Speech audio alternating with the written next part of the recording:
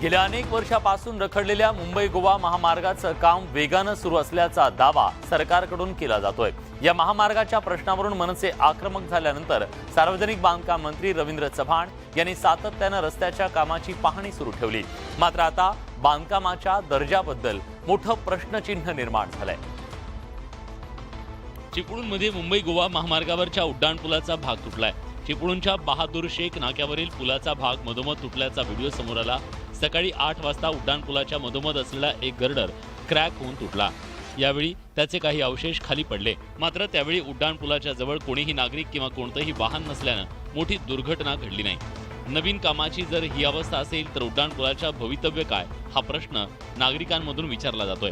ज्या वेळेला या गर्डरचा काही भाग कोसळला त्यावेळेला त्या ठिकाणी कोणताही सेफ्टी इंजिनियर अथवा कर्मचारी उपस्थित नव्हता।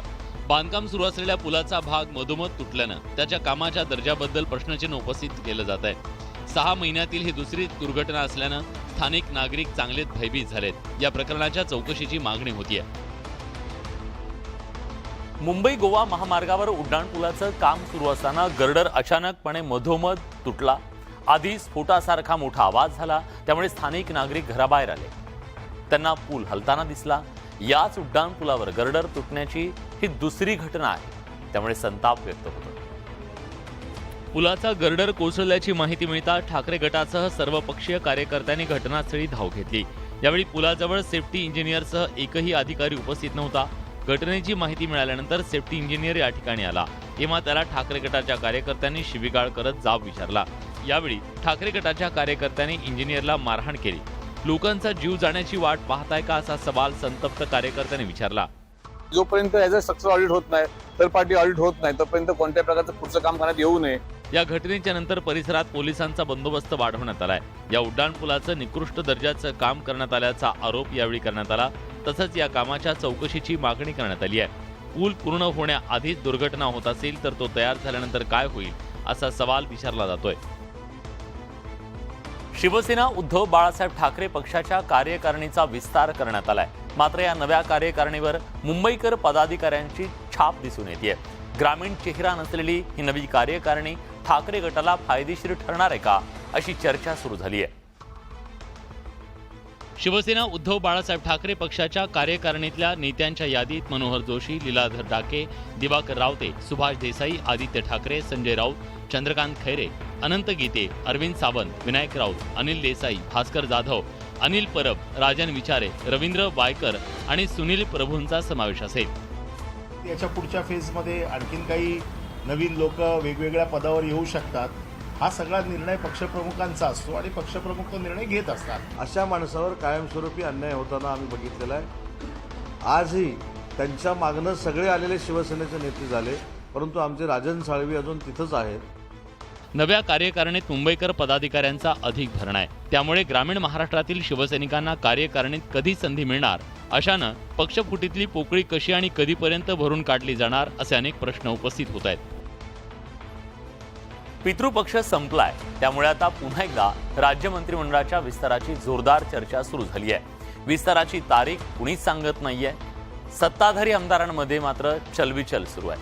ही चलबिचल सुरू असतानाच राजकीय मंडळींकडून दावे प्रतिदावे करण्यात येत आहेत। राज्यात लवकरच मंत्रिमंडळाचा विस्तार होणार असल्याचा दावा मंत्री शंभूराज देसाईंनी केलाय। मुख्यमंत्री एकनाथ शिंदे आणि देवेंद्र फडणवीस यांच्यासोबत शरद पवार गटातील अनेक नेत्यांची चर्चा सुरू असून ते अजित पवार गटात प्रवेश करणार असल्याचं देसाईंनी म्हटलंय। तसंच शरद पवार गटातील मोठा नेता लवकरच शिवसेनेत प्रवेश करणार असल्याचा दावा सुद्धा देसाईंनी केलाय।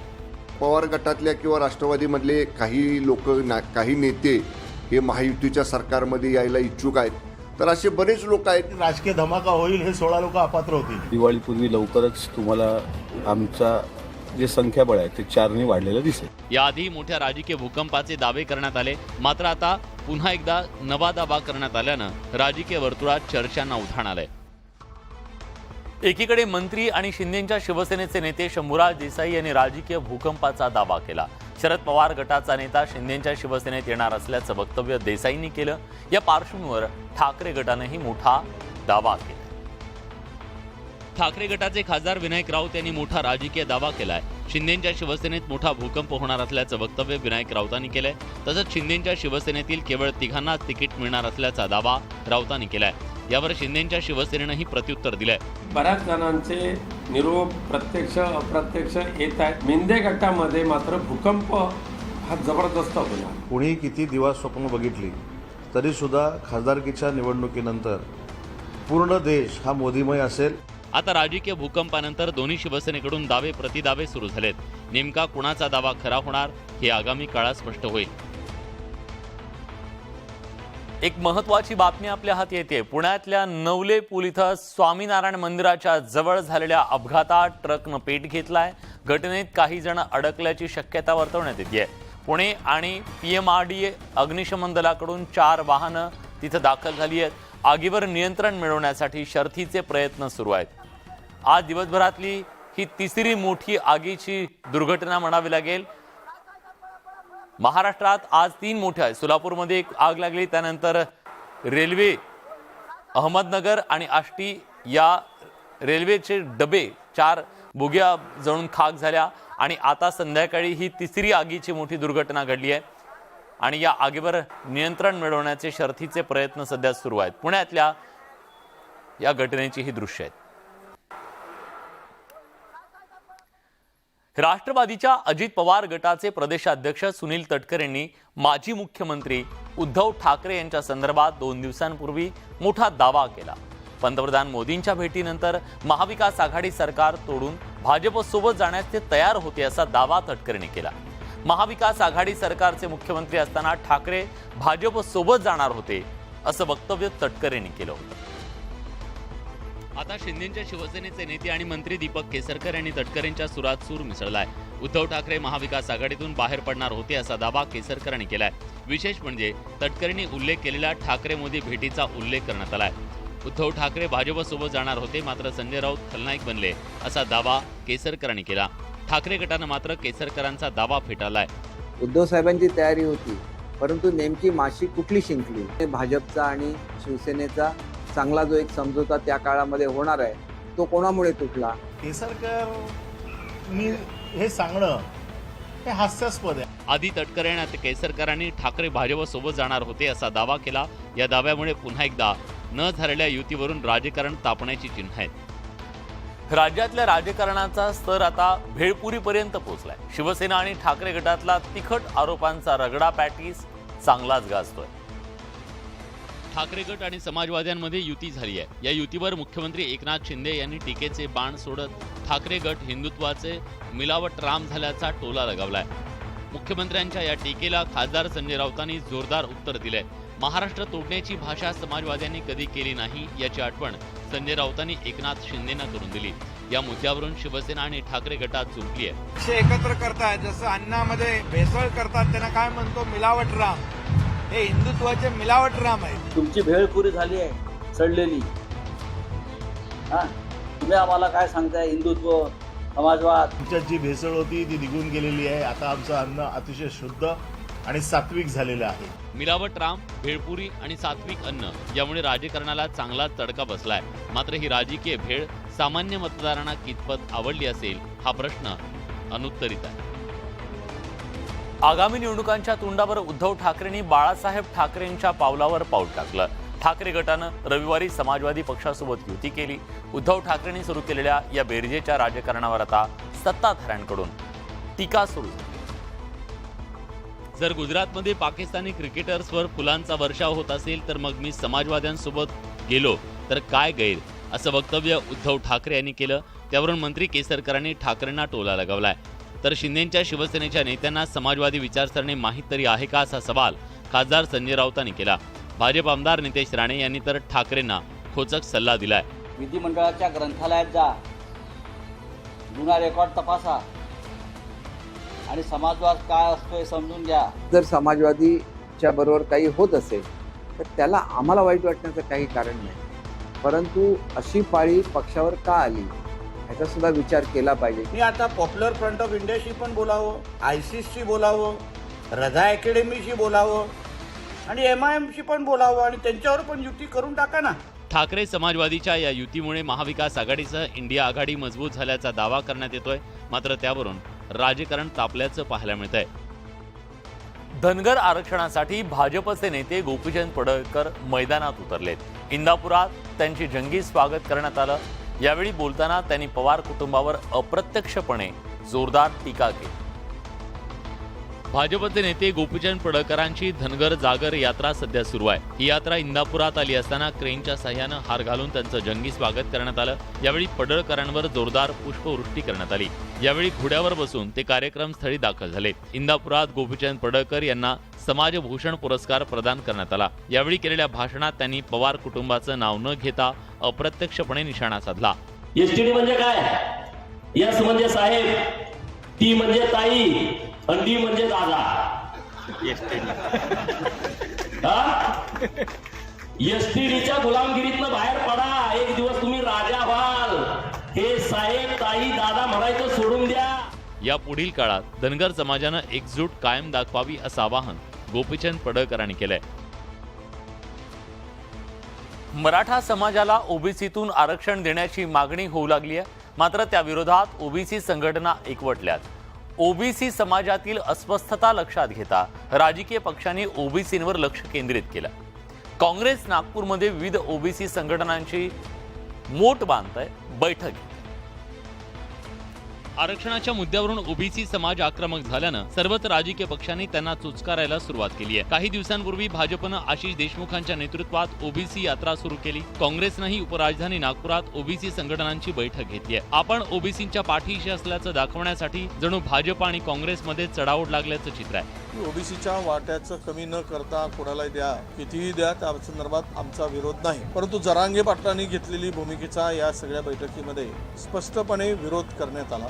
या सबका साथ सबका विकास मध्ये पूर्ण महाराष्ट्राच्या विकासाला आणि सर्व जाती घटकाला न्यायाची भूमिका घेते. नुकत्याच पार पडलेल्या लोकसभेच्या विशेष अधिवेशनात काँग्रेसचे नेते राहुल गांधींनी ओबीसींचा मुद्दा उपस्थित केला होता. ओबीसींना सत्ता आणि प्रशासनात त्यांच्या हक्काचा वाटा मिळत नसल्याची टीका त्यांनी केली. दरम्यान बिहार सरकारनं जातनिहाय जनगणना करत केंद्र सरकारची राजकीय कोंडी केल्याची चर्चा आहे. तर विरोधक हिंदूंना जाती जातीमध्ये विभागण्याचा प्रयत्न करत असल्याची टीका भाजपकडून केली जाते. रविवारी समृद्धी महामार्गावर भीषण अपघात झाला होता. या अपघातामध्ये 12 जणांचा मृत्यू झाला तर 23 जण गंभीर जखमी झाले. या प्रकरणी 2 आरटीओ अधिकारी आणि ट्रक चालकाला पोलिसांनी अटक केली आहे. या अपघाताला आरटीओ अधिकारी कारणीभूत असल्याचा आरोप होतो. समृद्धी महामार्गावर वैजापूर जवळ रविवारी भीषण अपघात झाला. मिनी ट्रॅव्हल्सनं समोर उभ्या असलेल्या ट्रकला धडक दिल्यानं हा भीषण अपघात झाला. या अपघाताला आरटीओ अधिकारी कारणीभूत असल्याचा आरोप करण्यात येत होता. आता या प्रकरणी 2 आरटीओ अधिकारी आणि ट्रक चालकाला अटक करण्यात आली आहे. आरटीओ अधिकाऱ्यांनी ट्रक अचानक थांबवल्यानं मागून येणाऱ्या टेम्पोनं ट्रकला धडक दिली. या अधिकारी आणि ट्रक चालकावर गुन्हा दाखल करण्यात आला. प्रदीप राठोड आणि नितीन कुमार गोणारकर अशी अटक करण्यात आलेल्या आरटीओ अधिकाऱ्यांची नावं आहेत. पोलिसांनी अटक केल्यानंतर या दोन्ही आरटीओ अधिकाऱ्यांचं तडकाफडकी निलंबन करण्यात आलंय. बुलढाण्याजवळ बसला आग लागून झालेल्या भीषण अपघातात असो की वैजापूरमध्ये नुकताच झालेला अपघात असो, समृद्धी महामार्गावर अनेक अपघात झाले. हे अपघात रोखण्यासाठी अनेक उपाययोजना सरकारकडून राबवण्यात येत आहेत. मात्र त्याला चालकांकडून हरताळ फासला जातो. समृद्धी महामार्गावरून नागपूर ते पुणे जाणाऱ्या खासगी ट्रॅव्हल चालकाचा हा धक्कादायक व्हिडिओ. ट्रॅव्हल सुसाट वेगात असताना स्टेअरिंग समोर मोबाईल ठेवून कानात हेडफोन लावून या ट्रॅव्हलचा चालक सिनेमा बघत होता.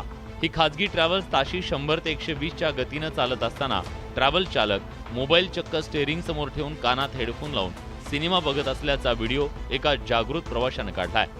अनेकांचे जीव जे धोक्यात घालतात त्यांच्यावर कारवाई ही करावीच लागेल. या व्हिडिओची गंभीर दखल घेतली जाईल. समृद्धी महामार्गावर अपघाताच्या घटना घडत असताना ट्रॅव्हल चालकाचा हा बेजबाबदारपणा समोर आलाय. अशा प्रकारे स्वतःसह प्रवाशांचा जीव धोक्यात घालणाऱ्यांवर कारवाईची गरज आहे. ससून ड्रग्ज प्रकरणाचा सूत्रधार ललित पाटील अजूनही फरार आहे. ललितचा भाऊ भूषण पाटील आणि त्याच्या साथीदाराला अटक करण्यात पोलिसांना यश आलं. मात्र ललित पाटील सापडत नसल्यानं पोलिसांच्या कार्यक्षमतेवर प्रश्नचिन्ह निर्माण झालंय. ड्रग माफिया ललित पाटील ससून रुग्णालयातून फरार होऊन जवळपास 15 दिवस उलटून गेले. या प्रकरणात पोलिसांनी आतापर्यंत 4 अटक केली आहे. मात्र मुख्य आरोपी ललित पाटील अजूनही पोलिसांच्या हाती लागलेले नाहीये. त्यामुळे आता पुणे पोलिसांनी या गुन्ह्यातील इतर 6 आरोपींवर लक्ष केंद्रित केलंय. ड्रग माफिया ललित पाटील फरार झाल्यानं पोलिसांच्या कार्यक्षमतेवर प्रश्नचिन्ह निर्माण झालंय. सापडतील, जातील कुठे, शोधून काढू त्यांना. त्यांचे जे बाकी साथीदार बंधू होते ते सापडलेच ना, त्याच्यामुळे तेही सापडतील, जातील कुठे. ड्रग माफिया ललित पाटील ससूर रुग्णालयातून ड्रग्ज नेटवर्क चालवत होता. मात्र पोलिसांनी ड्रग्ज रॅकेटचा पर्दाफाश केल्यानंतर ललित पाटील ससूर रुग्णालयातून पसार झाला. त्यामुळे पोलीस यंत्रणेसोबत ससून रुग्णालयातील अनागोंदी चव्हाट्यावर आली. यावर सरकारनं कठोर भूमिका घेण्याची आवश्यकता आहे. सोलापुरात ड्रग बनवणाऱ्या कंपनीचा मुंबई पोलिसांनी पर्दाफाश केलाय. नाशिक आणि मुंबईनंतर सोलापुरात ही कारवाई करण्यात आली आहे. या कंपनीत बनवण्यात येत असलेलं जे ड्रग्ज होतं त्याची किंमत 16 कोटी रुपये असल्याचं पोलिसांनी सांगितलंय. हे जप्त करण्यात आलंय. मुंबई पोलिसांच्या गुन्हे शाखेनं नाशिकमध्ये ललित पाटीलचा भाऊ भूषण पाटीलच्या ड्रग्ज बनवणाऱ्या कारखान्याचा पर्दाफाश केला होता. त्यानंतर आता मुंबई पोलिसांनी सोलापुरातल्या मोहोळ तालुक्यातल्या चिंचोली MIDCतील एका बंद कंपनीवर छापा टाकला. या कंपनीतून ड्रग्जचा धंदा चालत होता. गुन्हे शाखेच्या पथकानं ही कंपनी सील केली असून जवळपास 8 किलो MD ड्रग्ज जप्त केल्याची माहिती मिळते. ड्रग्ज विरोधात यापुढे कठोर कारवाई सुरू राहणार असल्याचं राज्याचे गृहमंत्री देवेंद्र फडणवीस यांनी म्हटलंय. सगळ्यांनी त्याच्यावर कडक कारवाई केली पाहिजे. त्याच्यानंतर सुरुवातीला मुंबईने कारवाई सुरू केली, आता हळूहळू सगळे युनिट त्याच्यावर कारवाई करतायत. मुंबई, नाशिक आणि आता सोलापुरात मुंबई पोलिसांनी अशी कारवाई केली आहे. मुंबई पोलिसांच्या या धडक कारवाईमुळे ड्रग्जचा धंदा करणाऱ्यांचे धावे दणाणलेत. दर्जेदार संत्रा ही विदर्भातील अमरावतीची ओळख आहे. इथला संत्रा हा बांगलादेशात निर्यात केला जातो. मात्र बांगलादेश सरकारनं संत्र्यावर 440% इतकी आयात शुल्क लावलंय. त्यामुळे वाहतूक खर्चानं संत्र्याची बांगलादेशमधली निर्यात निम्म्यावर आली.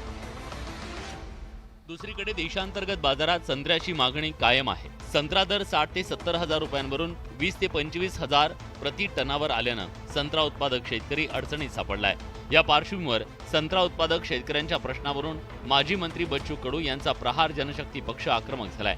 संत्रा उत्पादक शेतकऱ्यांना न्याय देण्यासाठी प्रहार संघटनेच्या वतीनं अमरावतीच्या जिल्हाधिकारी कार्यालयावर धडक मोर्चा काढण्यात आला. बांगलादेशात जाणाऱ्या संत्र्यावरील निर्यात शुल्क हटवणं यासह विविध मागण्यांसाठी प्रहारचे कार्यकर्ते जिल्हाधिकारी कार्यालयावर धडकले. निर्यात शुल्क लावल्यामुळे याला भाव मिळत नाही. त्यामुळे आम्ही हे चांगले संत्र आणि बेकार संत्र याचे सुद्धा आम्हाला लगेच दिवाळीच्या अगोदर पैसे मिळाले पाहिजे. सरकारला विनंती करतो, बांगलादेशचा लावलेला टॅक्स आहे हा कमी करून शेतकऱ्याला त्यासाठी तो निर्णय घ्यावा. शेतकऱ्यांना भाव नाही मिळाला पाहिजे, व्यापाऱ्यांना आणि ठेकेदारांचं भलं झालं पाहिजे, असंच या सरकारचं धोरण आहे. केंद्र आणि राज्य सरकारनं यावर तोडगा काढावा अशी शेतकऱ्यांची मागणी आहे. सध्या भारतात क्रिकेटचा कुंभमेळा भरलाय. क्रिकेट विश्वचषक स्पर्धेचे साखळी सामने सुरू असून थरारक सामने पाहायला मिळत आहेत. या पार्श्वभूमीवर जगभरातील क्रिकेट प्रेमींसाठी एक अतिशय आनंदाची बातमी आली आहे. तब्बल 128 वर्षांनंतर ऑलिम्पिकमध्ये क्रिकेट खेळाचा समावेश करण्यात आलाय. 2028 मध्ये अमेरिकेतील लॉस एंजेलिसमध्ये होणाऱ्या ऑलिम्पिक क्रीडा स्पर्धेत T20 क्रिकेटचा समावेश झालाय. आंतरराष्ट्रीय ऑलिम्पिक समितीनं त्यावर मोहर उमटवली आहे. आंतरराष्ट्रीय ऑलिम्पिक समितीचे अध्यक्ष थॉमस बाक यांच्या अध्यक्षतेखाली पार पडलेल्या बैठकीत यावर शिक्कामोर्तब झालंय. विराट कोहलीचे 340 मिलियन सोशल मीडिया फॉलोअर्स आहेत. त्यामुळे जगातील 3ऱ्या क्रमांकाचा सर्वाधिक फॉलो केला जाणारा खेळाडू कोहली आहे. कोहलीचा सोशल मीडियातील फॉलोअर्सचा आकडा लिब्रोन, टॉम ब्रॅडी आणि वुड्सचा मिळून सुद्धा होत नाही अशा शब्दात ऑलिम्पिक आयोजकांनी किंग कोहलीचा गौरव केलाय. This is a dream come true, and of course the icing on top of the cake is cricket. First and foremost, I was batting for India. I'm a very proud Indian. Is a great moment for all of us as Indians. क्रिकेटचा 128 वर्षांनंतर ऑलिम्पिकमध्ये समावेश झालाय. त्यामुळे आता क्रिकेटचा थरार पाहायला मिळणार आहे. क्रिकेटचा तब्बल 128 वर्षांनंतर ऑलिम्पिक खेळात समावेश झालाय. लॉस एंजेलिसमध्ये 2028 मध्ये होणाऱ्या ऑलिम्पिक क्रीडा स्पर्धेत क्रिकेट खेळवलं जाणार आहे. T20 क्रिकेट स्वरूपात हे सामने खेळवले जातील. मात्र क्रिकेटचा ऑलिम्पिकमध्ये समावेश होण्याची ही काही पहिली वेळ नाहीये. याआधी 1900 मध्ये झालेल्या पॅरिस ऑलिम्पिकमध्ये क्रिकेटचा समावेश करण्यात आला होता. त्यावेळी यजमान फ्रान्स, ब्रिटन, नेदरलँड आणि बेल्जियमनं क्रिकेट संघ पाठवण्याचा निर्णय घेतला. मात्र ऐनवेळी नेदरलँड आणि बेल्जियमनं माघार घेतली. त्यामुळे फ्रान्स आणि ब्रिटनमध्ये थेट सुवर्णपदकाचा सामना झाला. यात ब्रिटननं 158 धावांनी विजय मिळवत सुवर्णपदक पटकावलं. 1904च्या सेंट लुईस ऑलिम्पिकमध्ये क्रिकेटचा समावेश होता, मात्र ऐनवेळी क्रिकेट वगळण्यात आलं. त्यानंतर मात्र आजवर ऑलिम्पिकमध्ये क्रिकेट खेळवण्यात आलेलं नाहीये. आता थेट 2028च्या ऑलिम्पिकमध्ये क्रिकेटचा थरार पाहायला मिळणार असल्यानं क्रिकेट प्रेमींमध्ये उत्साहाचं वातावरण आहे. तर या होत्या दिवसभरातल्या सर्व महत्त्वाच्या बातम्या, दमदार बातम्या. दमदार 10 या बुलेटिनमध्ये आपण इथेच थांबतोय. ताज्या घडामोडींसाठी बघत रहा न्यूज 18 लोकमत.